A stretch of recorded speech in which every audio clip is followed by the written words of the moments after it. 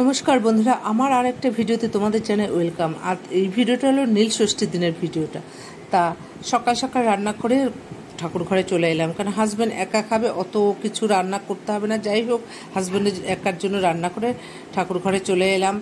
আর এই যে দেখো, সমস্ত ফল টল ধুয়ে সাবুটাও ভিজিয়ে রাখলাম। আর ঝুড়িতে দেখো সমস্ত 7 ফল বাবার মাথায় দেব, কাঁচা আম, আর ঘটিতে দুধ, ঘি, মধু, পঞ্চশস্য, ডাবের জল, দুধ সব কিছু গুছিয়ে নিলাম। আর একটা আমও নিয়ে নিলাম। সব গুছিয়ে নিয়েছি। এবার শুধু বাকি রয়েছে আকন্দ ফুলের মালাটা। তা আমার বাড়িতে যেহেতু আকন্দ ফুলের গাছ আছে, তা মালাটা এখন আমি গাঁথবো। তারপরে শাড়ি পরে তৈরি হয়ে তারপর মন্দিরে যাব। তা চলো মালাটা গেঁথে নিই।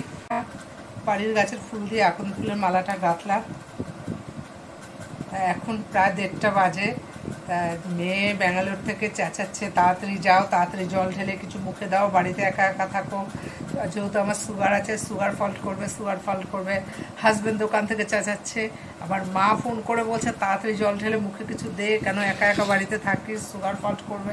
তা যাই হোক, এবার এই যে মালাটা গাঁথা হয়ে গেল আর সমস্ত গুছিয়ে রাখলাম, দেখালাম তোমাদের। তা এখন একটু আলতা পরবো। আর পুজো আসতে হলেই তো একটু আলতাটা পরি, নইলে তো এখন সচরাচর আর আলতা পরার কথা মনেও থাকে না, সময়ও থাকে না। এই যে বন্ধুরা, শাড়ি শুড়ি পরে সমস্ত ডালায় সব সাজিয়ে রেখেছি, তোমাদের আগেই দেখিয়েছি। সমস্ত কিছু নিয়ে বেরিয়েছি, মানে যাবো এখন মন্দিরে। আর নীল পুজো, শিবরাত্রির সময় মেয়েটা ছিল, মেয়েটা আগে পিছিয়ে দিয়েছে, আর এখন পুরো একা নিজেকে সব কিছু করতে হয়েছে। তা খুব খাটনি হয়ে গেছে। তা যাই হোক, এখন যাচ্ছি মন্দিরে, চলো যাই।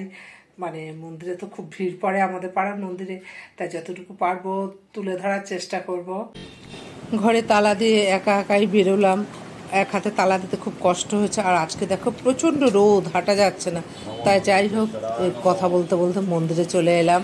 আর ওই যে দেখো, ঠাকুরমশাই একজন দিদিকে পুজো করাচ্ছে মন্ত্র পড়ে।